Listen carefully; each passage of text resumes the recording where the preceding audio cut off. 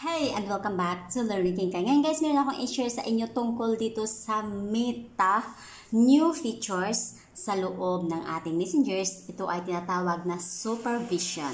So ano nga po ba itong supervision guys? Siyempre ang supervision ay isa sa mga tools ni Meta na tutulungan itong ating mga parents and guardians na ma-supervise yung kanilang mga anak through chat. So makikita natin yung mga tao na nag-a-add sa ating mga anak, yung mga tao na nagsisend ng kanilang mga malaswang video, photos, and many apps guys, or hindi karapat-dapat para sa ating mga menor de edad na anak. So ilang taon po ba guys ang limit ni Meta dito? From 14 years old to 17 years old, dahil itong mga edad na to ay ito talaga sa mga pinakabantayan, no, dito sa loob na social media. So ang Pilipinas po ba ay kasama na dito?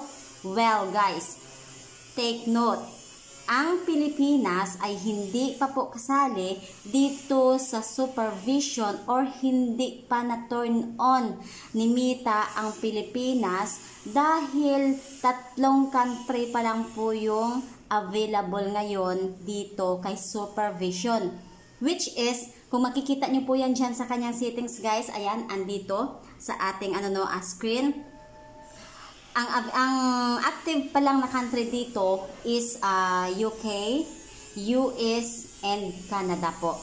So itong 3 country pa lang po yung available dito sa supervision, pero sinisikap ni Meta guys na maaabot globally itong messenger supervision guys, no, para maging open sa lahat ng country itong messenger supervision. So sa ngayon guys, kung matatry nyo dyan mag-invite sa supervision, no, sa inyong messenger, ay hindi pa po nag-active, lalong-lalo na dito sa mga Philippines users.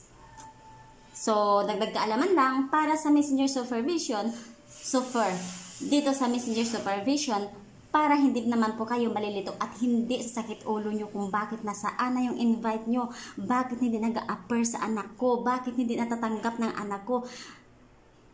So that's it, that's our problem guys. Well anyway, kung nagbabasa tayo dyan sa settings ni Meta at yung sa kanyang policy guys, ay makikita natin dyan kung anong country lang po ang available right now.